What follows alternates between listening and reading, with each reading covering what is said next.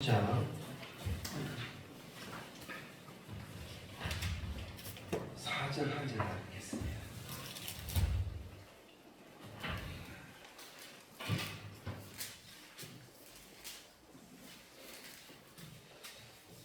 구장 4절 한 절만 같이 읽겠습니다. 9장 4절 시작. 땅에 엎드려 때문에 소리가 있어 이르시되 사오라 사오라 내가 어찌하여 나를 박해하느냐 하시거늘. 아멘. 불성문을 바라보시면서 이렇게 이야기합니다. 참 잘 오셨습니다. 자, 시작. 잘 오셨습니다. 예수님 안에서 사랑합니다. 시작. 예수님 안에서 사랑합니다. 불교의 종사자였던 분이 길을 걷고 있었어요. 갖고 있었는데 강원도 정선입니다. 강원도 정선에 한 교회 15교회 성도님들을 별로 안 계시는 교회인데 거기에 잠깐 들렸어요. 이 불교임에도 불구하고 교회를 갔었어요. 갔는데 교포예요. 교포인데 영어로 찬양을 부르고 있더래요. 그래서 그분이 들어가는 순간 그 찬양이 계속 들려오는데 그 찬양이 가슴에 팍 꽂히는 거예요. 근데 그분이 교회 다니시는 게 아니에요. 불교만 몇십 년 다니셨는데. 그래서 저 찬양이 뭐지? 영어로 부르더래요. 그래가지고 거기에 시골에 계실 때 목사님한테 가가지고 목사님 저 찬양이 한국말로 번역한 거 있습니까? 그러니까 그 목사님이 저 찬양은 찬송을 또 했더만 그 찬송은 135장이에요. 135장이 뭔지 아십니까?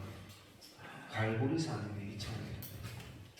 그 찬양을 딱 듣는 순간에 그분이 이 찬양을 뭐 알았겠습니까? 그분이 불교 조사 그분이 목사님에게 목사님 이 찬양을 한국말로 좀 불러주십시오.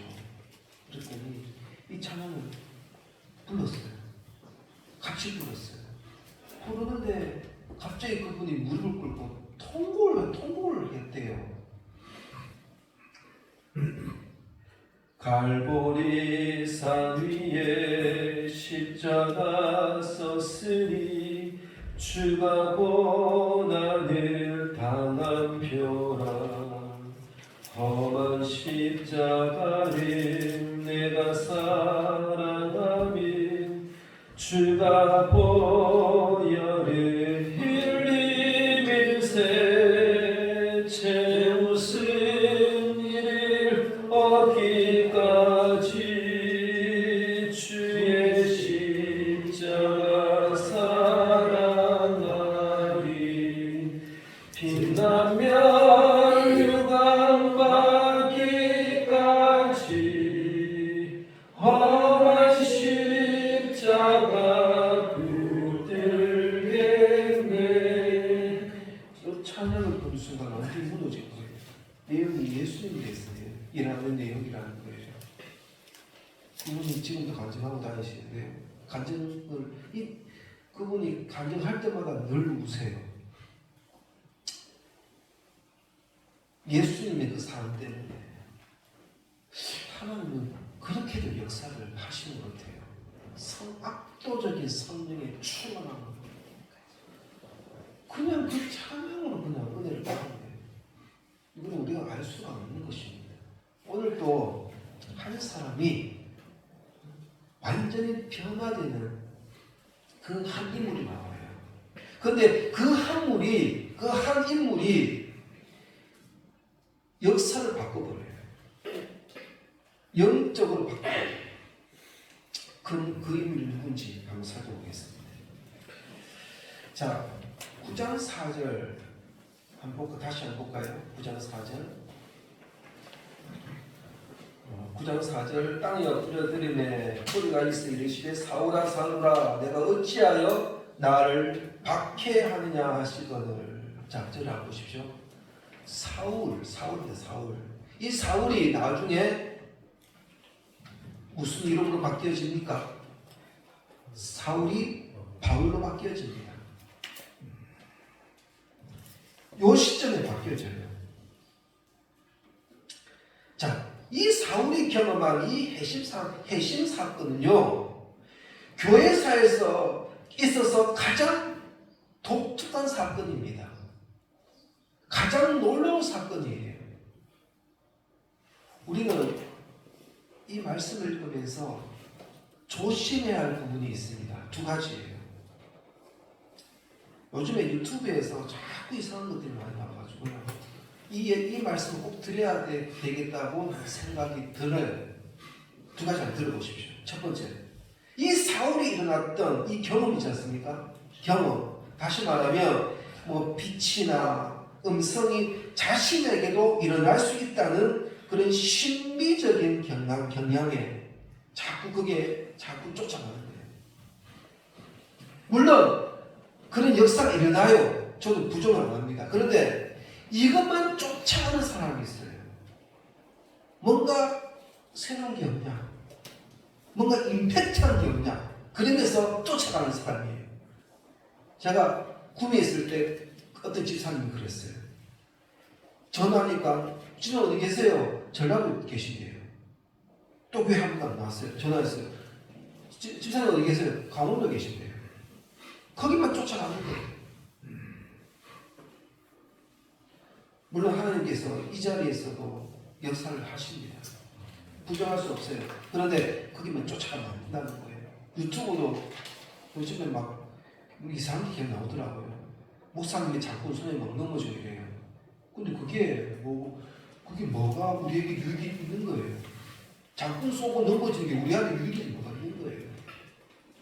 다른 사람들 그러죠. 와, 대단하다. 대단한 종교다. 이 사람 기독교를 이상하게 보게 만드는 거예요. 두 번째는 하나님의 초자연적인 이 능력을 무시하려는 그런 합리주의적 그런 경향으로 보는 사람도 있어요. 하나님의 그 초자연적인 능력 있어요. 무시할 수 없어요.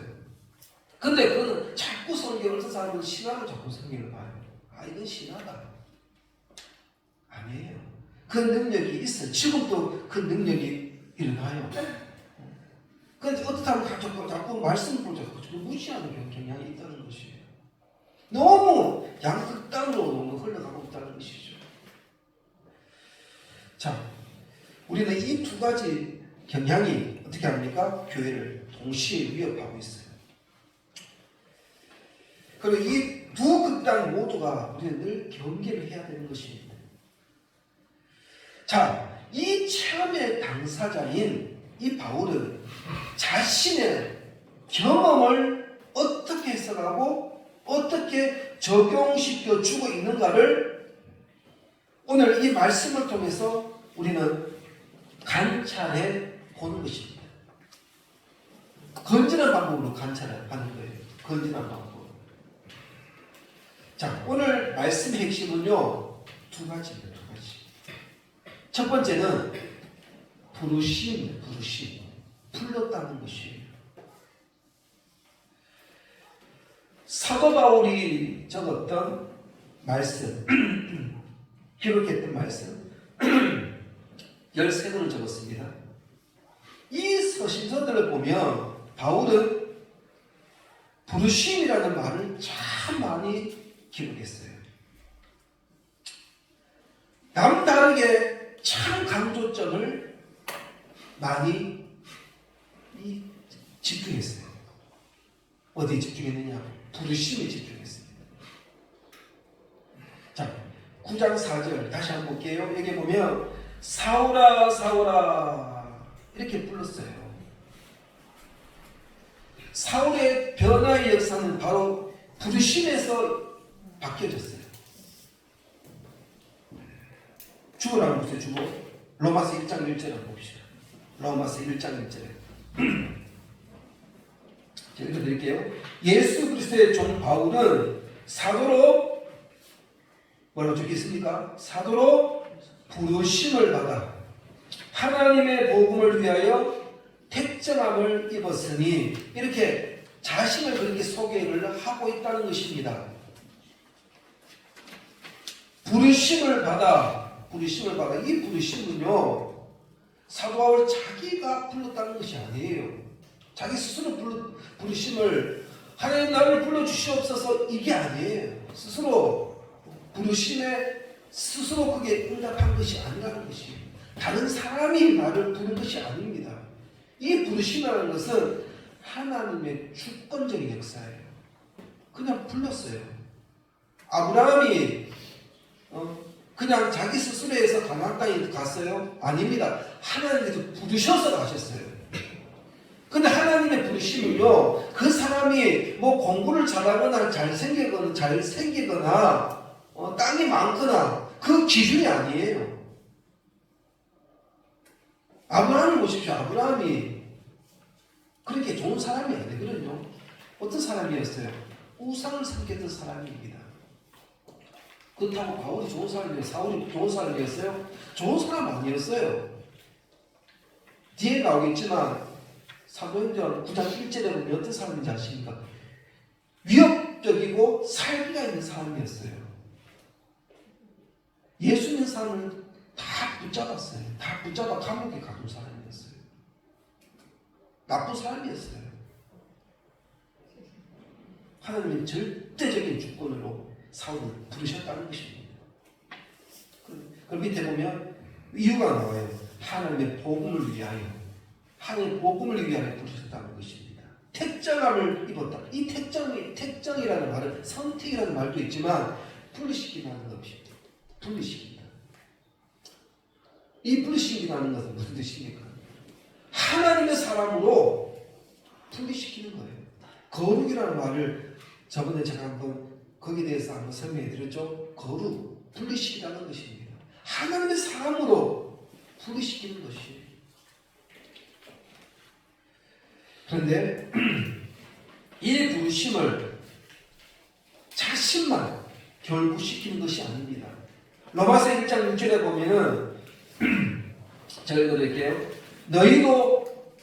로마서 1장 6절 너희도 그들 중에서 예수 그리스도의 것으로 부르심을 받은 자니라 이렇게 이야기합니다. 다시 말하면 모든 성도들에게 일반적으로 적용하고 있다는 것입니다.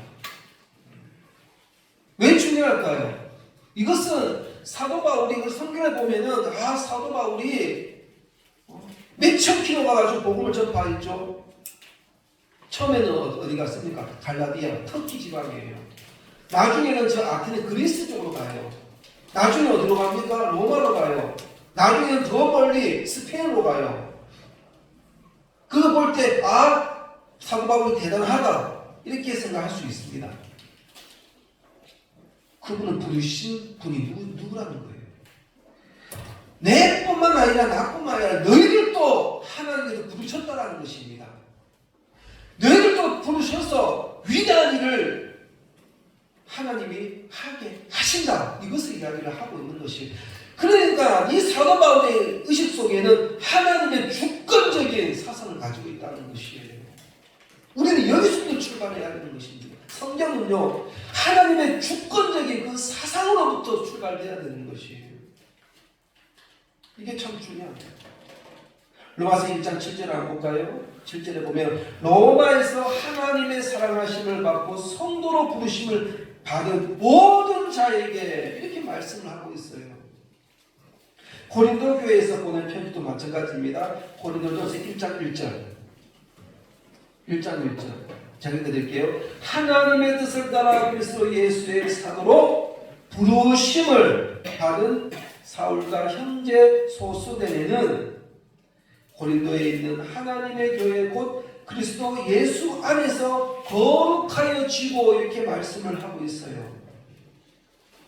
그리고 성도라 부르심을 받은 자들과 또 각처에서 우리 주 곧 그들과 우리의 주 되신 예수 그리스도의 이름을 많은 자들에게 부르는 모든 자들에게 이렇게 편지를 하고 있습니다.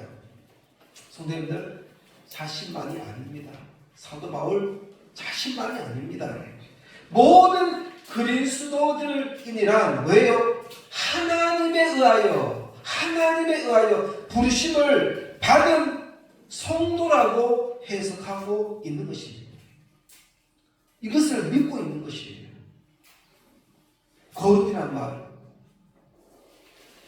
받은 성도, 이 거룩이란 말이 이거하고 연결돼요. 거룩하게 구별된 무리가 성도예요. 바로 우리라는 것이죠. 그렇습니다. 하나님에 의하여 택함을 받고 그리스도 의하여 구속함을 받고 성령님에 의하여 부르심을 받았다는 것입니다. 삼위일체 하나님께서 역사하셨다는 거예요. 하나님께서 선택하셨고 그리스도에 의해서 구원을 받았고 성령에 의해서 부르심을 받았다는 것입니다. 만약에 성도님들, 만약에 부르심을 받지 않았다면 그분의 자녀가 될 수가 없는 것입니다. 부르셨기 때문에 성도님들 이 자리에 나올 수 있었던 거예요. 결단은 내가 하지만 부르심을 받았기 위해서 이 자리에 나온 겁니다. 부르심을 받지도 않았는데 누구 마음대로 나 여기 있습니다 이렇게 이야기할 수가 있을까요? 나설 수 있는 자가 누구입니까? 부르시는 음성을 육신의 귀를 들으려고 우리는 애태우지 말아야 됩니다. 중요한 것은 뭐냐? 음성이 아니라 뭐예요? 하나님의 말씀입니다. 하나님의 말씀이에요.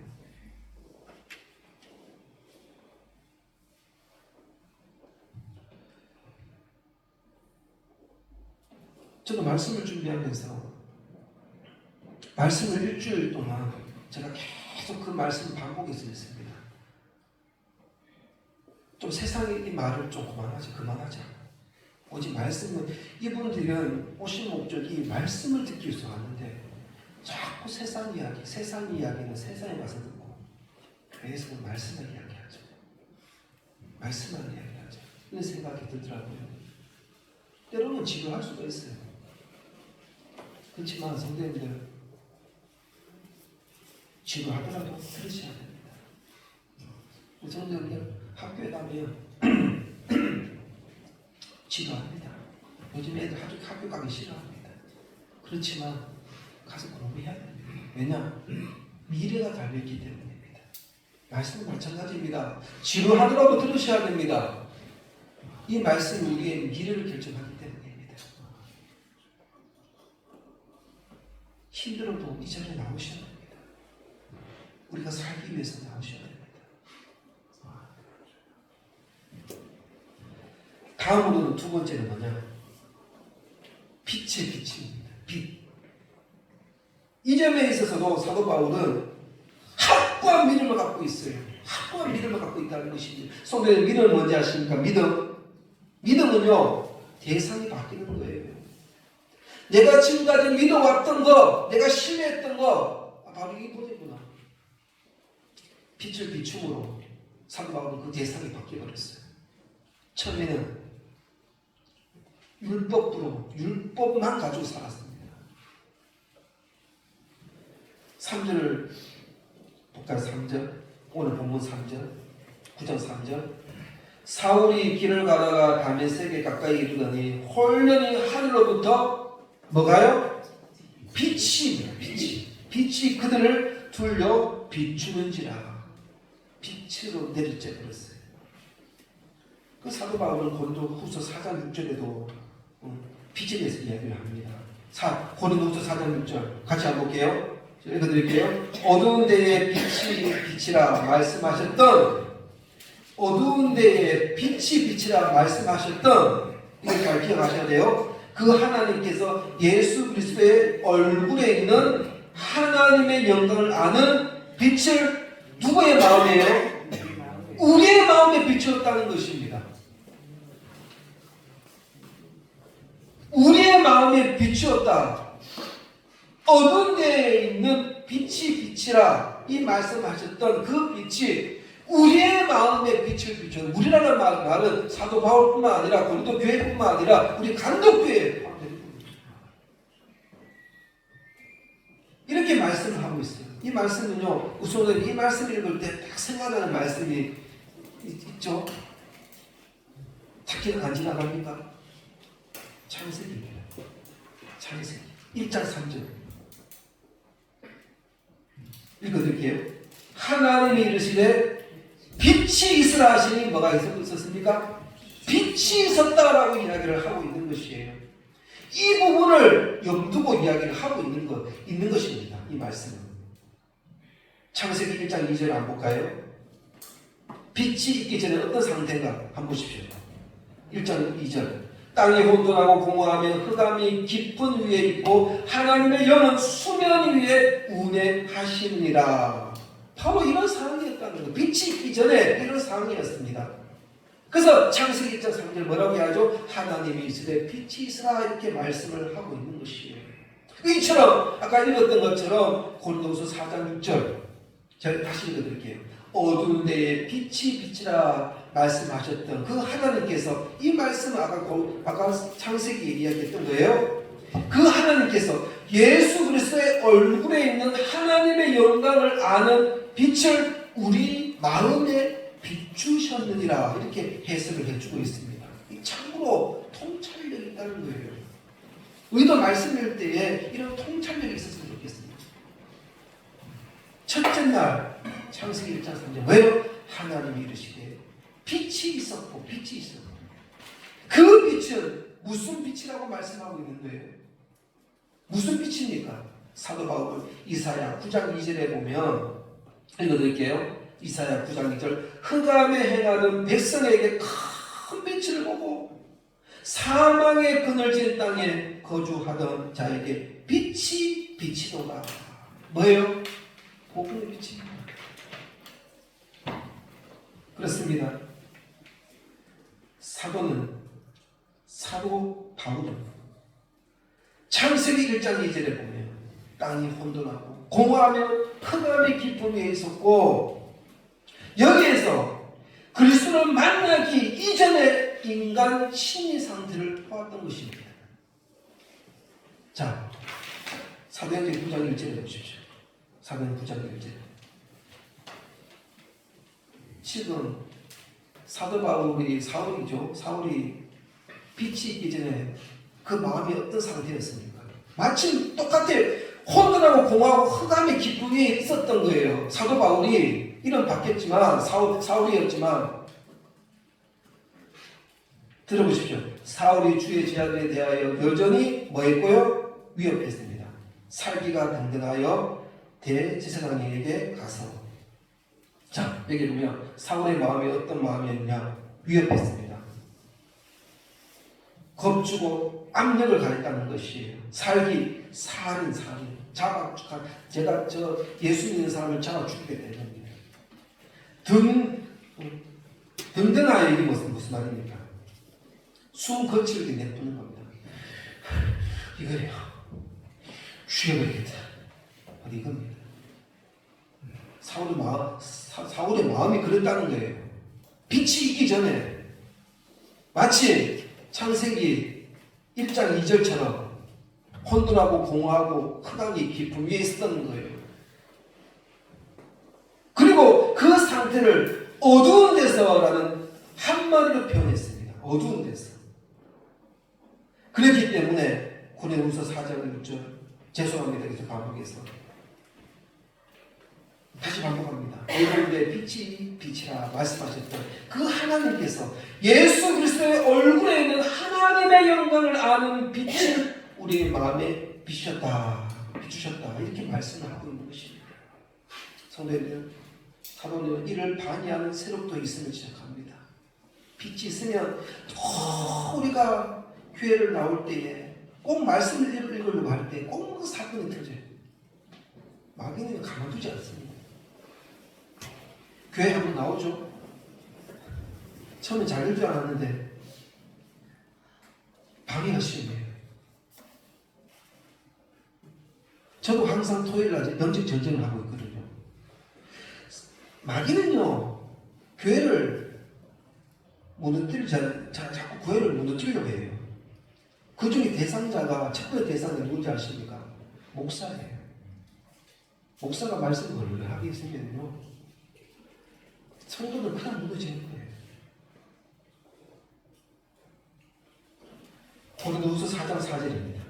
그 중에 이 세상의 신이 믿지 아니하는 자들의 마음을 뭐하겠다? 혼미하게 하여 그리스도의 영광의 복음의 강체가 비치지 못하게 하미니 그리스도는 하나님의 형상이니라. 어떻게 했다는 겁니까? 이 세상의 신, 그 마음을 혼미하게 만들었다는 혼미. 혼미는 뭡니까? 눈을 멀게 했다는 것입니다. 마음을 닫아버리게 만든다는 거예요.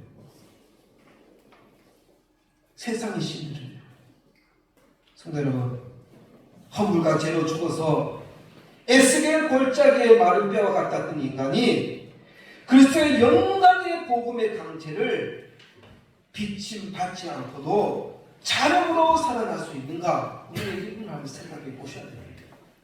또 사도 바울이 자신만이 이 빛의 비침을 받아놓으라고 말씀하고 있지 않습니다. 고린도후서 4장 1절 우리의 마음에 비치셨다 이렇게 말씀을 하고 있습니다. 어느 누구도 아무리 빛이난 자라도 어두운 데서 빛이 빛이라 하시던 그 하나님께로부터 그 빛을 비침받는 사람은 반드시 변화될 수밖에 없다는 것입니다. 어디에 빛입니까? 사도는 빛을 눈에 비쳤다고 말씀하지 않습니다. 고린도후서 4장 1절 어디에 비쳤다고 이야기하죠? 마음에 비치셨다. 중요한 것은 마음입니다. 히브리서 12장에 보면 읽어드릴게요. 18절 뇌는 만질 수 있고 불이 붙은 산과 침침한 흑암과 폭풍과 19절 낙발소리와 말하는 소리가 있는 곳에 이른 것이 아니라 그 소리를 듣는 자들은 더 말씀하지 아니하시기를 구하였으니 22절 그러나 내가 이른 곳은 시온산과 살아계신 하나님의 도성인 하늘의 예루살렘과 천만천사와 하늘에 기록된 장자들의 모임과 교회와 만민의 심판자이신 하나님과 및 온전하게 된 의인의 영들과 새 언약의 중보자이신 예수와 및 아벨의 피보다 더 나은 것을 말하는 뿌린 피니라 이렇게 이야기를 하고 있습니다. 이 두 경우에 대비해서 말씀하고 있는 것을 보는 건데요.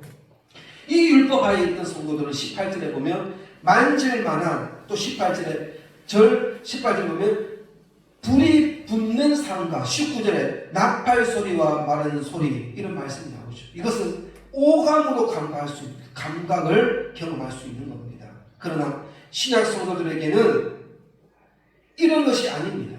히브리서 12장 22절에 보면 이런 말씀이 있죠. 시온산과 살아계신 하나님의 도성인 하늘의 예루살렘과 천만천사와 이것은 뭐예요? 신령한 것들이에요. 성도님 말씀 맺겠습니다. 성도님들 눈에 보이는 빛만 빛이 아닙니다. 귀에 들리는 소리만이 소리는 아닙니다. 그러하기 때문에 사도는 그 빛을 어디에 비춰졌다? 우리의 마음에 비쳤다 이렇게 말씀을 하고 있는 것이에요. 보고 들어야 믿겠다는 사람은 시온산이 아닙니다. 어디 가셔야 됩니다. 시내산에 가셔야 됩니다. 구약으로 가셔야 돼요. 그러나 한 가지 경고해 줄 것은 이 시내산 경계를 범했다가는 죽임을 당할 수밖에 없습니다. 성도님들 육신의 눈으로 그 빛을 보지 못하였고 육신의 귀로 그 음성을 못 들어도 우리가 확신하는 것은 뭐냐? 내 심령에 그리스도의 영광의 복음의 강체가 비쳤다는 사실입니다. 나 같은 죄인도 하나님께서 치명하여 불을 불러주셨다는 그 고백이요 믿음이라는 사실입니다. 성도 여러분, 주님께서 사울을 이처럼 특별하게 부르심은 그에게 복음을 담대하게 전하게 하시려는 바로 하나님의 계획이고 뜻이 계셨기 때문이라는 것입니다. 이 말이 무슨 말입니까? 이런 거죠. 너는 복음을 전파해라. 그때 빛이 그에게 비춰지리라. 내가 너에게 한 것처럼 말이다. 너는 복음을 전파하라. 그때 그를 내가 부를 것이다.